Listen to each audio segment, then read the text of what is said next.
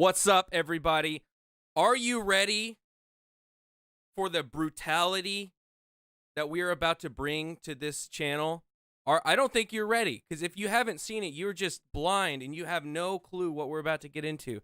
But you know what? You're in a good place. I wish I was in your place, because I wish I could go back to before I watched this show so I could watch it from fresh all over again. But you know, let's before we get into that, let me introduce my guest. 32 flavors of Nick Weiser. Sup? What's up? What's up, my dude? Dude, I'm having a pretty successful day, man. How are you doing? Dude, I'm doing great. Nice. I got a little bit of a new setup. I was talking to you earlier about it. Yes. I got a little screen, like a little monitor, to put my chat next to my camera, so now I can read the chat and look almost kind of close to the camera. So Dude. I'm psyched about that. This is the first stream with that, so I can see all your nice chat while I'm looking at the camera. Nice. What's going on? So, what are you doing, man? What's going on? Let's see what's going on in Nick Weiser world. Well, let's see. I hit 500 subs last week. That was a badass celebration. Made some dough, and I also had this thing called Toxic Tuesday. Thank you, where you were on last week. We spoke Air Force One. Last night we did. What did we do last night? I don't remember what we did. What was it? Cobra.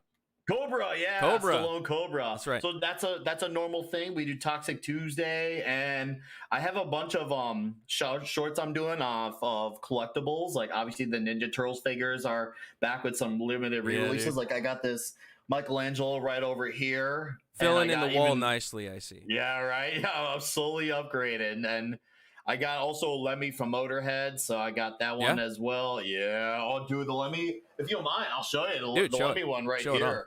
This is like old school too. Oh, like, dude! I love those reaction figures. Yeah. Those are so cool. Yeah, it's got that old school look too. Like I'm like, dude, oh my god! So got that from my local comic shop, and so I'm also going to work on reviewing the new Maiden this week, and also got Friday Night Comic Shop, which is right after you do FNT. So that's right. Yeah, it's all things coming up Millhouse, my friend. But I'm ready to talk Primal though. Dude, don't get me too. Well, let me intro you. Okay, so if you guys know me, you might know me from Louder with Crowder over there, or you might know me from like watching Friday Night Tights and Nerdrotic. And how I know of 32 Flavors of Nick Weiser is his super chats. Always, you're always in the chat, sending in super chats, and I keep hearing this name, Nick Weiser. Who is this guy? And then I go to Vegas, bro. I go to Vegas, and I meet this rad-ass dude with the freaking handlebar mustache, and you're like, your energy is off the chain, and I'm like, dude, that guy's. And then we're going back and forth, making sure we're keeping up. We're like, hey, you got another drink? You got another drink? And like, you're the only reason I didn't have a massive hangover the next day, because you were like, you drinking water, bro? You drinking water? And I was like, yeah, drinking water. So, but yeah, we were at the Friday Night Tights after party in Vegas at the Villa. Thank you, George. George. George. And I brought this up, and I thought, surely somebody of your stature, somebody that looks, likes the things that you like, surely you've seen this show. I was like, Primal, and you said, I don't know what that is. What is that? What is this show, Primal? And I was like, I was literally laying down. You were standing. I was laying down on like a hand, what are those things called?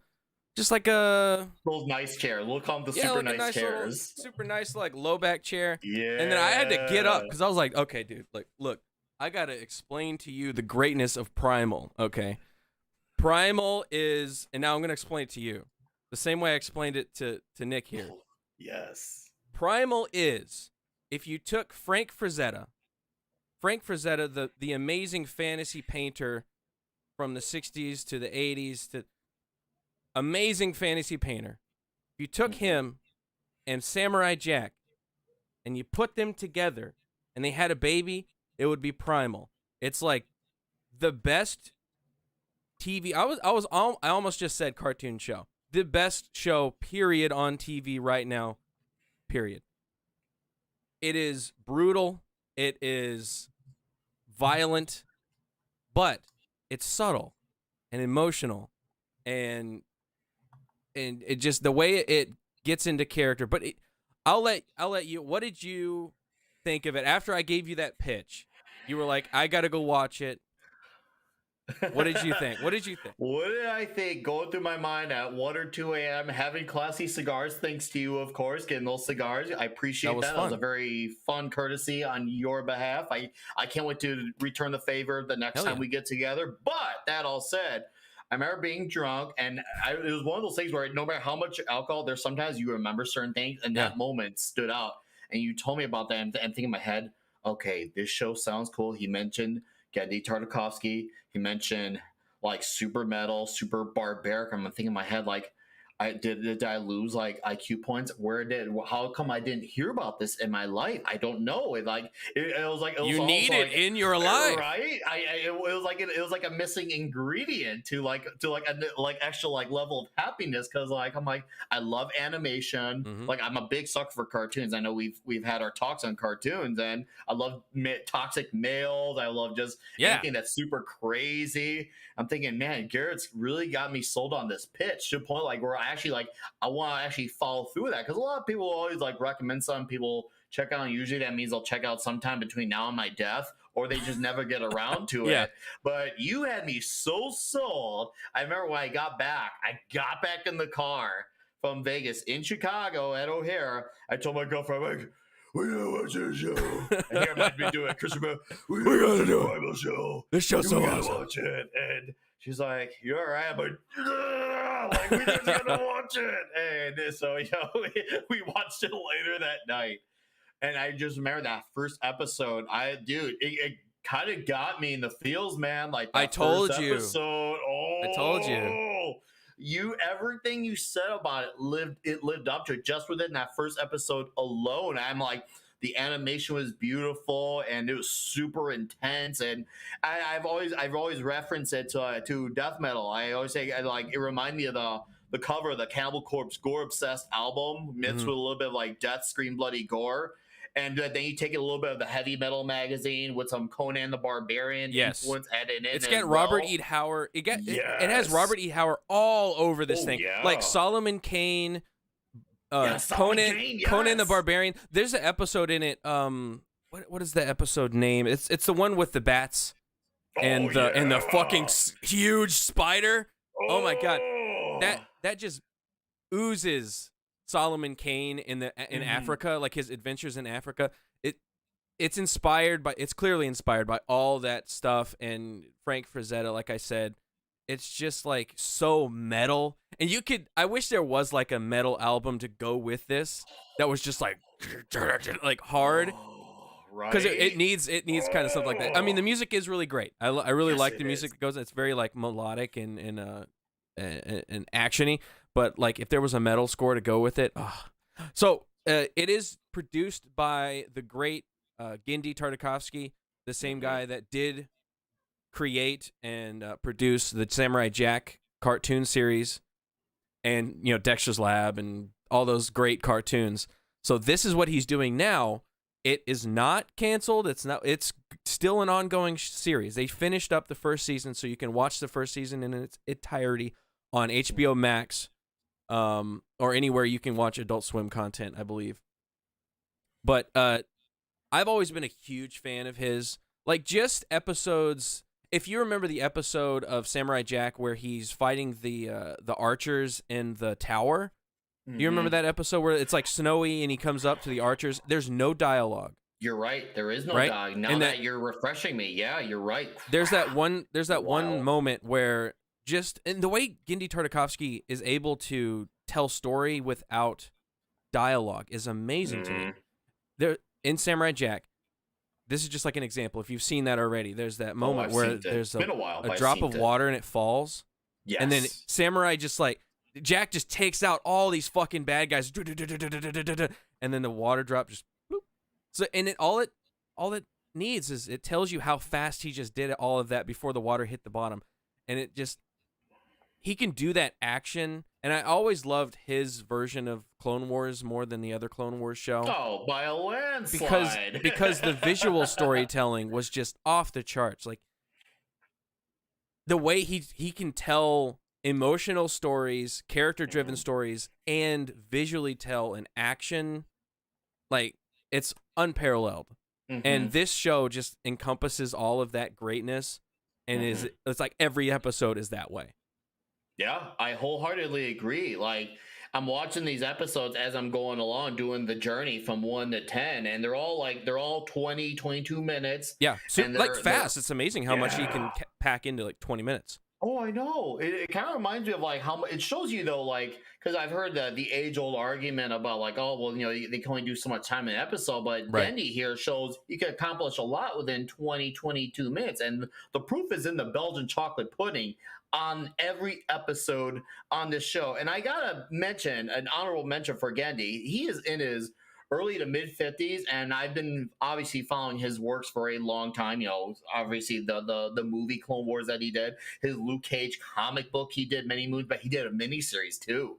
Really good, by the way. Big time recommend. Obviously, Samurai Jack brought back for an extra season as well. Phenomenal as well. Obviously, Dexter's Laboratory. So I've been around all this for most of my living existence, which made it even more weird that I didn't hear Primal. But the whole idea is he's putting out his career best, if not equal to his best, now in his 50s, and he's still killing it. Like, you couldn't hold it against him if Phil's stuff was like so good, but maybe not as good. But this guy is still he's clearly still inspired. Yeah, this is like, I don't know if he's got more in him other than this. Like, this is his magnum opus. Like, this is just like I said, he's banging on all cylinders on this. It's like storytelling, character work, emotion, brutality, action. Like, it's all there in this show. And it's tragic that people like you, like, that would love this, don't know about it. I feel like it kind of has gone under the radar. It has won some awards, like in the the award circuit. I saw that, but it doesn't seem like a whole lot of people know about it. I feel like everybody should fucking know about this show. That's why I'm doing this live stream right now. And Genndy, if you're out there, if you ever watch this show, I love you. I love you. You're freaking amazing, and keep doing what you're doing because it's amazing. And I hope they keep letting you do what you want to do, because this is just so good.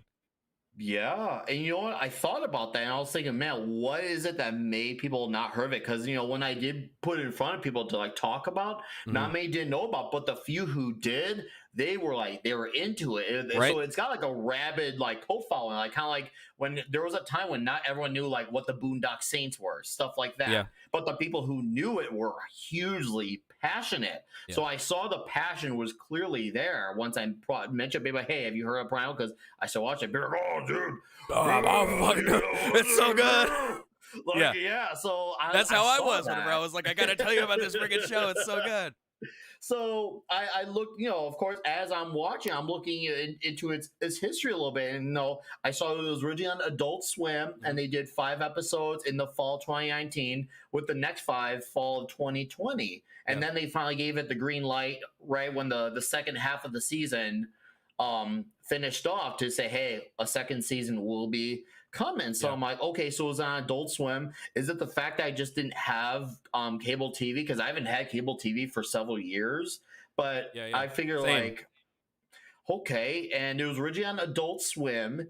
I'm like, all right, I did used to watch Adult Swim during the whole Konami days, Dragon Ball Z, Gundam Wing. I had been through that whole rodeo, Pepperidge Farm Remember style. I'm thinking like, okay, once again, it just made it even weirder. The more I dug into it, how it just flew under my radar, especially with all the influences. But I'm just glad now that I'm at this point where I've seen it. Like I've seen things. Well, since we got into it a little bit, I want to address the chat and say what's up. I did see everybody's super chats. I will be getting to all your super chats in a little bit. I just wanted to get into it, real fast. I can't help myself. I can't help talk about this fucking show. I fucking love it so much. So let me. I'm gonna read a couple of super chats. Also, if you see in the chat, I also pinned a thing at the top where you can use the Streamlabs link that actually subverts YouTube because it takes less money out of the super chat, so you get more money to me. and my my computer. So let me read a couple super chats real quick, and then I want to know what your favorite episodes are. So think about that while I'm doing this. All right, One Rough Girl. Hey, what's up? I saw you in Vegas. What's up? We know. For $4.99. Let's get this party started, right?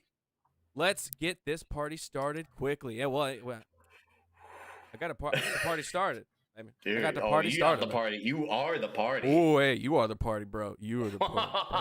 All right, Mr. Tickle Trunk. What's up, Mr. Tickle Trunk? For 5 Canadian syrup coins. Thank you, Nick Weiser. This is one of my favorite crossovers. Me too. Dude, I'm loving this. I'm like, man, if I was watching, I'd be a fan of this panel. Dude, we got Quarter Black Garrett, and this man, he knows his stuff. Now that I've talked to you person, man to man, I'm like, this guy, I know something. This guy's the real deal. Tony Nova for 10 Canadian syrup coins. Thank you so much. I appreciate you. Do you read super chats? Well, there you go. Ironcaster for $5. Nick Weiser has some infectious energy to him. That's what I'm telling you. Very fastly becoming one of my favorite people on the internet. One of the best guys around. That is correct. One Rough Girl for $9.99. Thank you a lot. What's up, Rough Girl? Again for another $9.99. Show us that sexy hair 32. All right, hold on. Not quite as long as yours yet. So I'm still working on it. That's it. No, I'm just gonna like. Yeah, no, we headbang on stream. No, I look like that creature from The Ring. Ooh. Dude, there was this like, what you kept saying was like every time you say something like really awesome, you'd be like, dude, and that was just something like infectious. And like me and my friends that were there, you met them, and we were just like every time something cool would happen, we're like, bro, dude. It's just like, I don't know, you can't help but say stuff like that. Hey, on my new monitor over here, I got Matt Mardikin for $5. You two talked me into checking out Primal. Thank you. Dude, you will not be disappointed. You will not be disappointed. And that first episode was amazing. Need to get this Garrett guy back on Toxic Tuesday. He's okay. Agreed. Thanks a lot, Mad. Oh my God, you. Did I call you Matt? You, him, me, and Tom last week on Air Force One was ridiculous. Fun. So Matt, I'll give this show 5 Air Force Ones out of 5. Thanks, Mad. I appreciate you. For Mad to like this show tells you everything, because this man actually hates cartoons. Well, there you go. That's what I'm saying. It transcends cartoons. Like, it's not it is the best storytelling show you can get anywhere, and especially in the times now. Like, we're in a desert of content right now. It's so hard to find good shit, and whenever something this good, like this, would be top tier during a time of greatness. Like, this is top tier then, and to get it now, whenever we're in this desert, it's just like an oasis. It's beautiful. All right. Nate D for $2. What's up, Nate D? Love Clone Wars. I know, man. It's so good. Excited to hear the Primal talk. Well, dude, I'm okay. So, I'll transition that. What was your favorite episodes? Okay, so I'm going to give credit to the first episode, one, because it shows you the introductory of the characters. It shows you the setting, the feel. It really sets the tone for what is to come. There's some things that obviously that happen right away in that first episode. So it's very well paced, and it sets the tone for everything that is to follow, and shows you, okay, this is what this story is about and who it's about. So I got to give credit to that. I had to give episode 5. I'm just going to say gorillas. Gorillas wearing the skulls. I won't say any more besides gorilla and skulls, but man, that episode, like, it lived up to the name Primal. Like it felt. I'm gonna look up the titles of those episodes because they have really good titles as well. They do, and that one, like I rewatch it on my rewatch, I still felt the brutality, even though I saw it this time. I saw it coming. Yeah, because you get a little bit of a slight shift of perspective once you see it coming for the rewatch, and I still felt that intensity. Yeah. I'm like, episode one is Spear and Fang. So if you don't already know, it has no dialogue. You don't know it, well, basically no dialogue throughout the entire season. There's a little, very, very, very, very, very, very, very little. None in the first 7 episodes, straight up. Spear and Fang is basically the names of the 2 characters. You have Spear, which is the caveman, brutal, just uber masculine, crazy Conan type character, and Fang is obviously the mother dinosaur, T-Rex. I don't know if it's a T-Rex. It's like a small T-Rex. They have huge T-Rexes in this, and she's kind of a smaller one. So Spear and Fang in the first episode. I don't want to ruin it for you if you haven't already seen it. Please go watch the first episode. The first episode brings these 2 kind of. You wouldn't expect these 2 characters. I say people. 2 characters. Well, I say people because they make this dinosaur a fucking person. Like you almost feel for this person. Like, you know what this dinosaur is thinking. But it brings these 2 characters that you wouldn't expect. It brings them together, and it makes them empathize with each other, and they work together. By the end of this episode, they're a team. And then the second episode, it's hilarious. It really kind of goes, maybe there's a little bit of dynamic here that they need to figure out. But anyway, so that's episode 1, and episode 5 is, once I can figure it out. Yeah, no, you're good, dude. Take it away for a little bit. I gotta restart this app. What's up, chat? I see TZ Canadian here. Of course, I see Mr. Mad Mardigan. Turk Longwell, hello. Eric Maldonado Herrera, what's up? Ironcaster, I see you too. What's up, Father Christopher Miller? What's up? In Vegas, what's up, sir? I see a lot of new faces too. What's up, guys? Obviously, I'm Nick Weiser. You're Muslim Uncle. What's up, dude? Hey, he asked me what time we were streaming. Hey, you made it. I'm glad you made it. That one was The Rage of the Ape Men. That was the name of that one. Rage of the Ape Men. It lived up to the title. It was legit. I'll just say that there was some rage juice, and Spear straight up drinks all of it, and he just hulks out, and right? He looked like Hulk. He looks like Hulk. He's like 20 feet tall, and he just wrecks shit, and it's amazing. It is amazing. It's so good. That's what's great about the first episodes is like it's slow, but it's slow but brutal and action heavy, but then it's got slow pacing. And then like the first 4, I want to say, leading up to that, the one like right before, all 4 of those, it's like slow action, boom, boom, boom, boom, slow action. And then in that episode, the 5th episode, it starts off really slow, because it just comes off of the episode with the bear, like not the bear, the bats, and the spider, and that was very action heavy. So it starts off, the first half of the episode is very slow. It's almost like a breathing, like calm before the storm, because that like episode 5, and I think episode 5 was the mid-season. They took a break in between episode 5 and 6. So that was like a season finale almost in itself.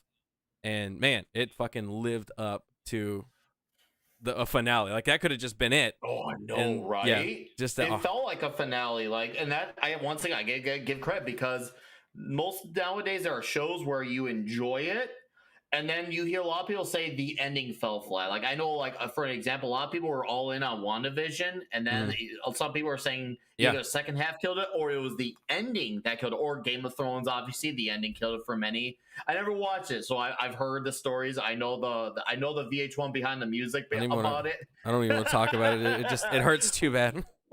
But it's one of those things where you know for sure though, like it's one of those things where it happened. You're like people like have not recovered from that since, and you can feel that stigma to this day. about it. And seeing this show actually deliver on that ending, and even then still bring you fierce emotion on the way. Like, we are some emotional moments, like in the 8th episode where they have to relive the trauma of what happened earlier on. I'm like, oh, just seeing it happen all over. And even though you had seen it before, you still feel that emotional gut punch. Like, oh, yeah, it's pretty brutal. It's brutal in two different ways. It's violently brutal and it's emotionally brutal at some points because it just really hits you hard, very quickly in the beginning. I'm gonna get to some of the Streamlabs because it subverts YouTube and I enjoy that. Let me go to that. This is Brian. This is from an earlier stream. I'm sorry I didn't get to it, but I do feel like I need to get to it. The MCU is breaking time. I think this is when we were talking about. I was talking about Spider-Man. That's what I was talking about. The MCU is breaking time the same way Marvel Comics did. It eliminates consequences. Oh yeah, it eliminates consequences. They will kill a beloved character for the emotional impact. Then they'll grab a replacement from an alternate timeline. That's exactly what it seems like it's going to do. They're going to do that all over the place with the recent ones. Let me move on to a more relevant one. But I wanted to make sure I got that. Snow Dub Music and Entertainment super chatted. My new name for Crowder is Patriot X. What you think? Patriot X. It sounds like a superhero name. Patriot X. It does. Patriot X. Yes. One Rough Girl. I already got that one. Tickle Truck. I got you, bro. Tickle Truck again. Oh, woo! This one's devilish. Dude, this one's what devilish. did that man do? For 666. Oh, hey. Look at Streamlabs. Also, Nick Weiser. Cheers, man. Cheers, Mr. Tickle Truck. Cheers to you, bro. Cheers to you. Marksman for $3 on the Streamlabs side. To a fellow gamer, can I recommend the game Mech Warrior 5 Mercenaries? Available for all platforms. Run a mercenary campaign. Pilot a giant mech. I mean, that sounds fucking dope. Blow up other giant mechs. Earn money. Repeat. Capitalism at its finest. Go out there and conquer the stars. I will check it out. I keep hearing about Mech Warrior. I never played it, but I know Razorfist is really into it. Yes, he is. And stuff like that. So I'll check it out. I'll check it out, bro. Thanks. I appreciate it. Dude, Razorfist should. If he doesn't already know about Primal, I feel like this would be right up his alley. Like I feel like he would love this show. Right. I'm waiting for another documentary. Like he does really good with those documentaries. Yeah. This has his fingerprints all over it to do a cover. Come on, Razorfist. Watch the show. Come on, Razor. Where you at? Gotta get that one going. So you said your favorite ones. I mean yours are pretty fucking spot on. They're pretty spot on. I really like that. I do like the episode later on in the show. So I'll pick two. The episode with the bats and the giant spider, because whenever I was rewatching it, I forgot about the spider, and I was watching it, and I was like, oh yeah, this is very much like the battle with the harpies, from Solomon Kane, where he goes. There's a story where he finds like a tribe. He's running away from some cannibals. He's like all fucked up, beat up. He gets knocked out. A tribe finds him, nurses him back to health, and they're on this plateau. That they basically can't leave, and the tribe talks to Solomon Kane and tells him like why they're trapped on this plateau, and they're trapped there because they're surrounded by cannibals that will eat them if they leave, and there are harpies, like these winged naked women that are like evil monsters that will eat them. So they have to sacrifice somebody every full moon. To that's a interesting parallel there. Right. I'm just saying. I'm starting to see it all line up. To the harpy, and then Solomon Kane's like, screw that noise. I'm gonna fuck all these things up. So it kind of the beginning of that episode kind of reminiscent of that with those the monkey men that are in the rock that are hiding from the bats that come out every night. And then like whenever he got to the part where Spear is taken all the way to the hideout, and then Fang ends up getting up there, and there's a giant fucking spider that comes out of the back, and fucking that fight is intense. And then Spear rips off the horn of one of that Triceratops. Oh yeah, that's like stuck there. He like rips off all the stuff, and he's like, bam! And rips it off, and he ends up fighting him. Dude, it's like how they could come up with so many different ways to kill something in this show is just amazing. So I'd say like that was one of my favorite ones. I would say one of the other ones you said, but I'll pick a different one. The other episode that I really liked was the sacrifice one later on. I think it was episode 8. It's either 8 or 9 with the witches. Yes, eighth one. Good eighth one, where the more like occult stuff kind of pops up. They sprinkle it in. At first you think, okay, this is just like a caveman fighting dinosaurs. That's the show. And then for 2 episodes, that's what it is. And then it drops in a little bit of occult. What is this weird obelisk stuff? And there's monkey men that have an arena where they fight and they drink this weird potion thing that makes them stronger. What's that? And then you kind of move a little further, and there's a little bit more occult and ritualistic stuff. And then by like 8, there's full on like witches and sacrifices, and they're trapped, and you think they're gonna sacrifice him. But what they do in that episode is they humanize these little creature witches. Yes. They take one of them and you're talking about. They go into they're able to jump time in a weird way. And she jumps time, and we actually see the story through this witch point of view. And they go into her past, and you see her. It was that she stole a child. And it became it's been a little while since I watched that episode. It's one of those things where it's kind of, there's definitely a lot of stuff you got to pay attention to, because I did interpret it a different way. You see what happens where she's in this world where, she took this child, wanted to claim it as her own. And she connects with it, and it's like she raises this child as her own, because I believe from what it implies is that the witches are not able to have their own child. So that's what I got out of it. They claim these other children as their own, and they get really attached to it, and then sadly, this child is killed, and you kind of empathize with this disgusting little witch character somehow, and like the way that they turn you from the beginning of the episode, going like, oh, what are these people? And they've gotten our heroes trapped, and they're gonna sacrifice them, and then you empathize with one of them, which ultimately is kind of the saving grace of it, because then the witch empathizes with them through their own personal stories.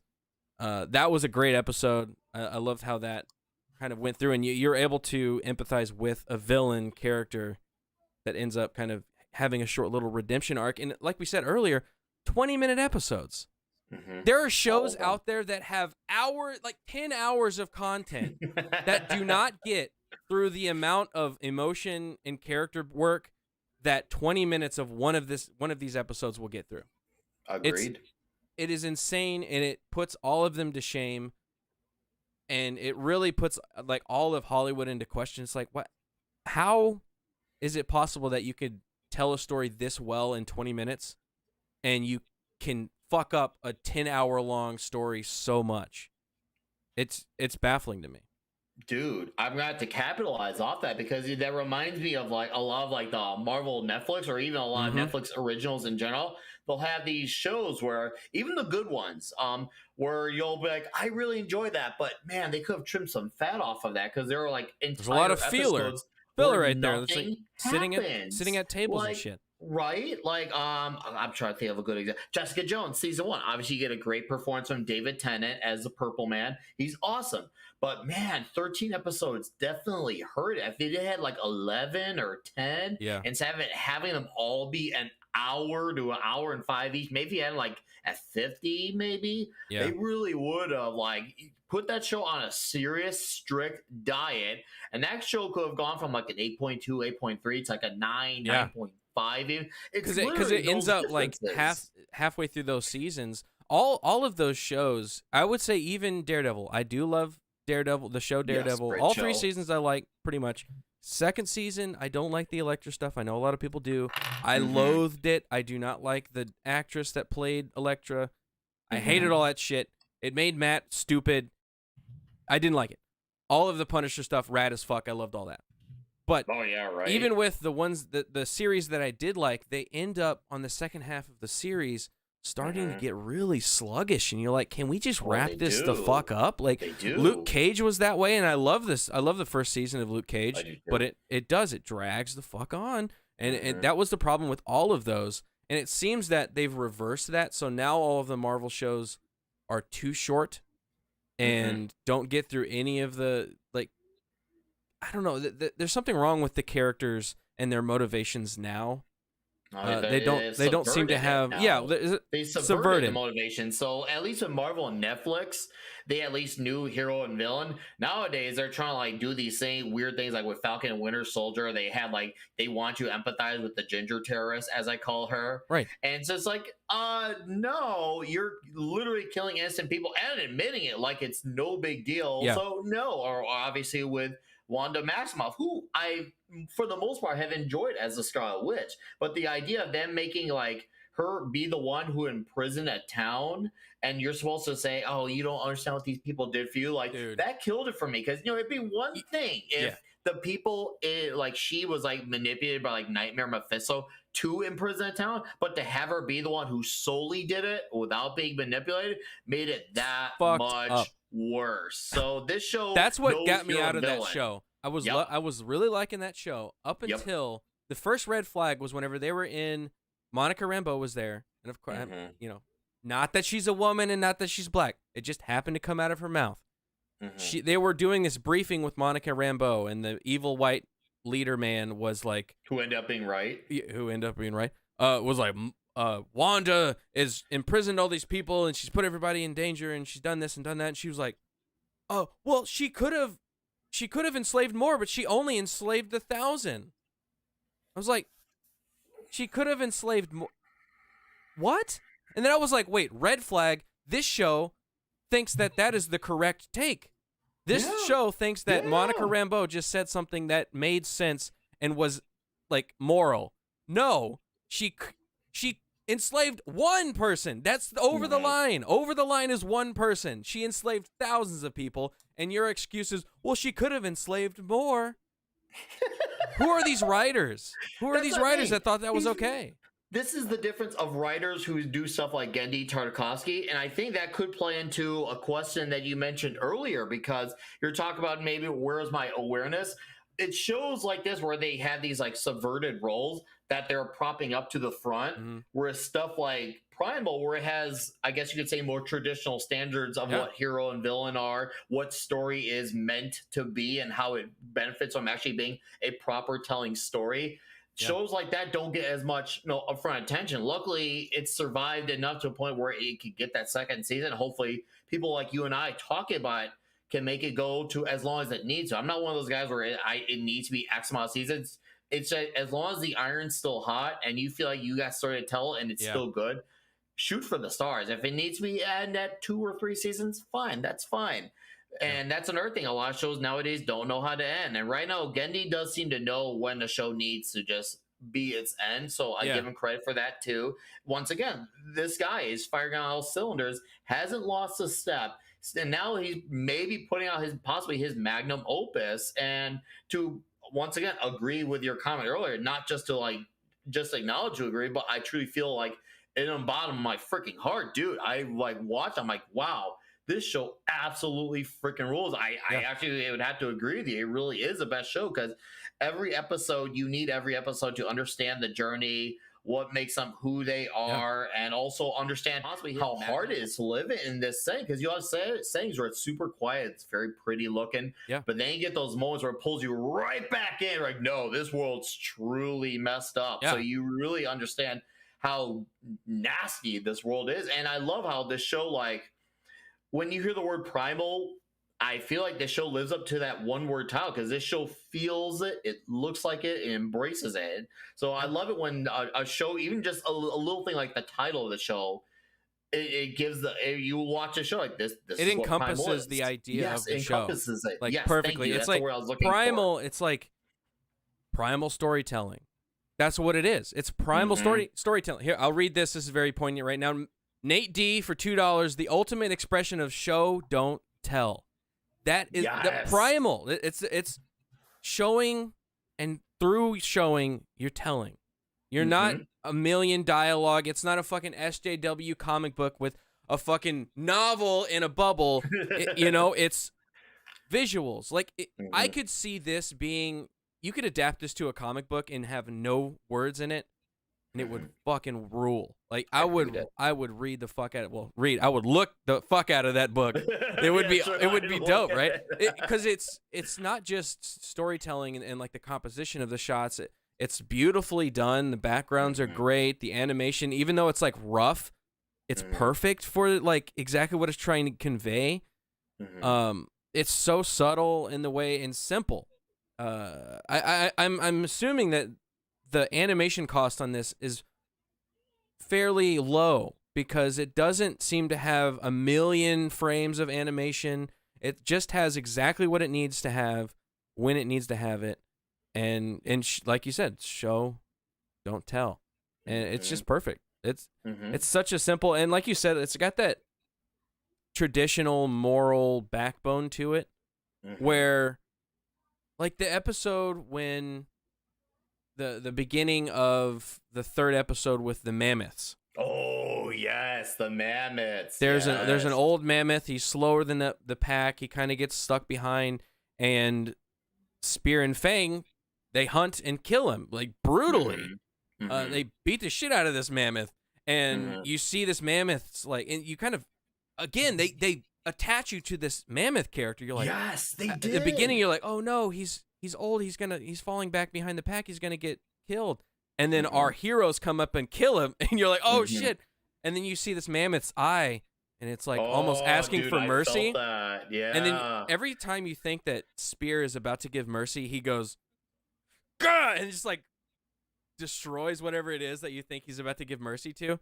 Yeah. But after he brutally kills this old mammoth, he gives it respect. He puts his hand on it, and you see a flashback earlier to his son and himself hunting and giving respect, and it's got that whole kind of like circle of life kind of thing. It's like, this is brutality, this is survival, but there's respect for it. There's this mammoth has given its life to provide warmth and sustenance, and there's like that old morality kind of like woven into the storytelling that I just feel like we don't get that kind of storytelling anymore. Everything is subversion, and it's like you can't tell that kind of story because that's old storytelling. We're trying to subvert shit now. Everything's got to be a villain that's trying to subvert its expectations, and it's a good guy, and the good guys are villains, and fuck that shit. I want tradition, I want action, I want brutality, and that's what this show provides, and that's why it's so good. And if you haven't seen it, fucking goddamn watch it. Yeah, right. Fucking watch that shit. I don't know what you're doing with your life. You're not watching it. George Molo in the chat. Molo. What's up, George? What's going on, my dude? If you haven't watched it, George, please go watch it. Please, George. Please go watch it. I know you would like it. You would like it, dude. It's such a good show, and I think we've successfully tiptoed around certain points in the show, so it still will get you in certain areas. So please go watch it if you haven't, and to tell all your friends. I cannot evangelize enough for this show. It's so good. It's like I just said, turns back to a tradition. It's great storytelling, characters. It's animated beautifully. It has great backgrounds.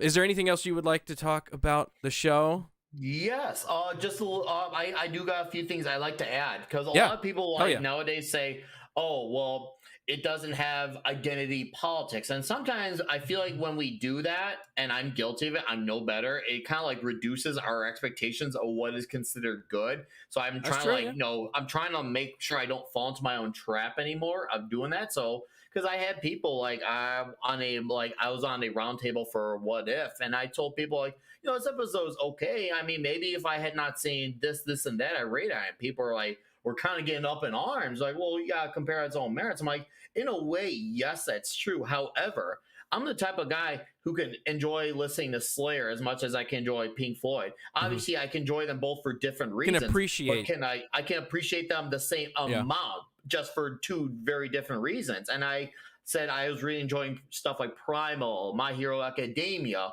so much more. And I do feel like we still got to remember, we still got to keep our standards high, because if you reduce your standards, you give Hollywood that extra inch of saying, okay, well, let's just give them even more. So that way, when they finally get their little nibbles, their little breadcrumbs, they'll accept it just because they're so desperate for something good. And I've watched other things since before my rewatch of Primal, and this show not only benefits from the rewatches, you still feel the emotion and the intensity, but you can still feel it actually stand up to other television of the golden years per se. So it is not just good because it's not filled with agenda. It's great on its own merits, and it stands up with other stuff that we enjoy. So I feel like people should keep that in mind, because once again, I'm guilty of falling into that trap. Lately, in the last few months, I say, I've reminded myself, no, don't fall into that trap, because some people, that was like that for The Mandalorian. Like, I'm not going to say how I feel or don't feel, but it's more of just people liked it just because it wasn't one thing. And that's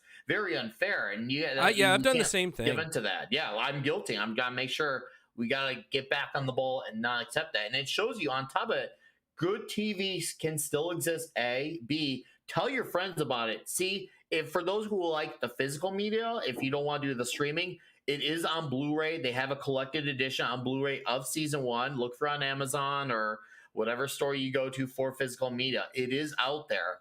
Watch it, buy it, rewatch on HBO Max if you must. Season 2 is in the works. It's coming. Hopefully it'll be, I'm hearing late this year, maybe early next year. Either way, I'm looking forward to it. I can't wait to talk. I might add this might be one of those things that brings me back into doing episodic reviews for it. I think I might do it. If you guys are into it, I might do it. You want to do? We should do it together. Let's do it, bro. We could do like one episode on my channel, one episode on your channel. Yeah, dude, it's on like Donkey and Diddy Kong. Hell yeah. And Diddy Kong. And Diddy Kong. Okay. Yes. Let me get George Molo. What's up, George? This is my. There you go. George Molo for $49.99. Thank you, sir. Without a word, Primal grunted onto the screen, gripped the audience, and tore it up. Oh, hold on. I don't scrolling away. Marvel is filled with star-spangled spreaders. And the I'm sorry, I don't want to fuck this up. Don't fuck it up. I'm gonna fuck it up. I already fucked it up. It's too late. And the faggoted effect. Hey, wait. I'm gonna skip that word. It's not about stories. It's about control. All hail 32 flavors. All hail to the man.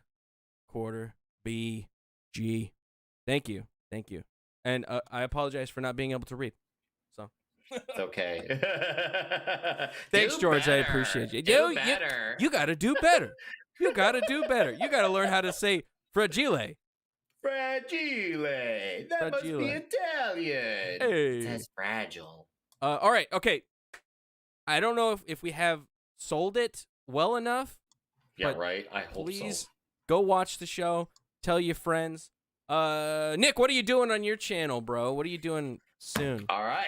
I got Friday Night Comic Shop Talk this Friday night. It'll be shortly after FNT and right before Foul Ball Productions, the Cocktail Lounge. We'll be talking about our own little comic pitches, what we would do for a story if we were allowed to have control by it. That is our topic. Also, I have the new Iron Maiden album arriving this week. I'll be doing a review on that. I've got a few unboxings, too, of some Ninja Turtles. Fagenda!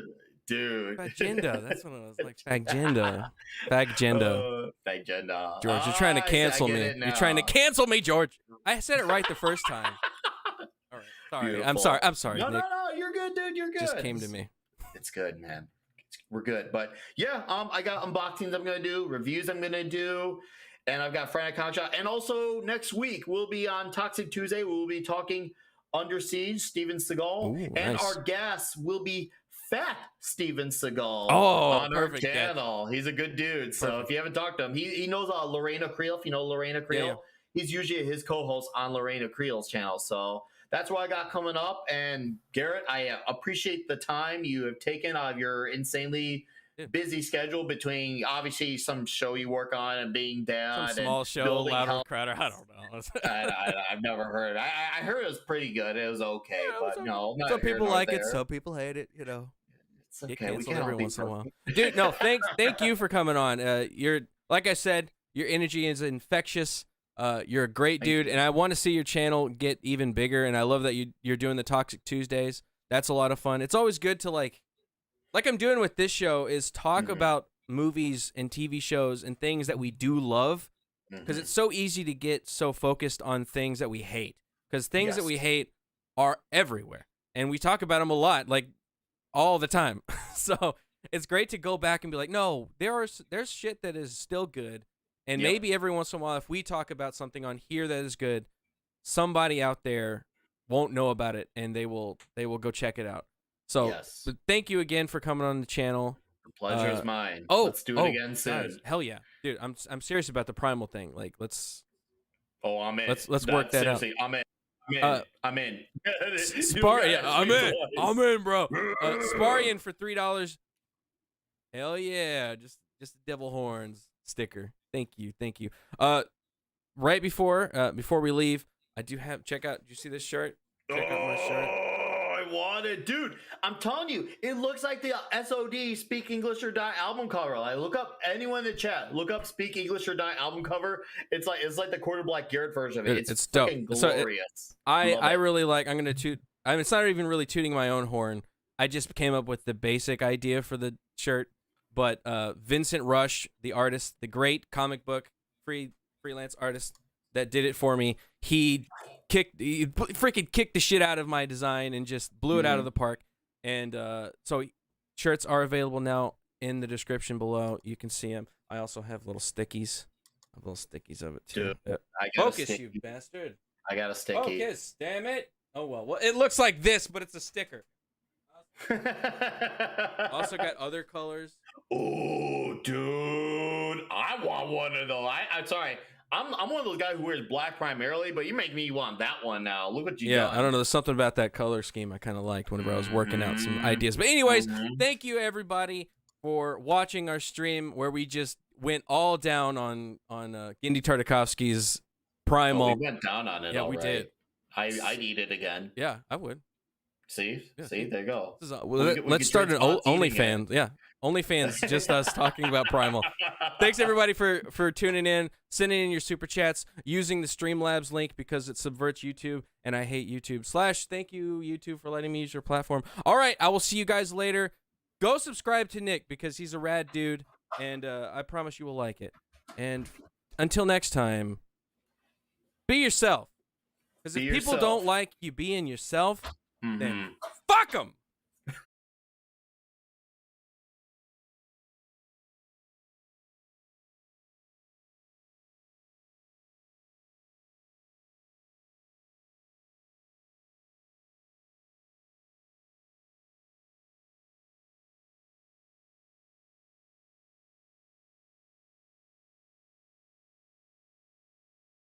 George Molo, my bro, for $9.99. Primal! That is all. Thank you, George. We all love you. George.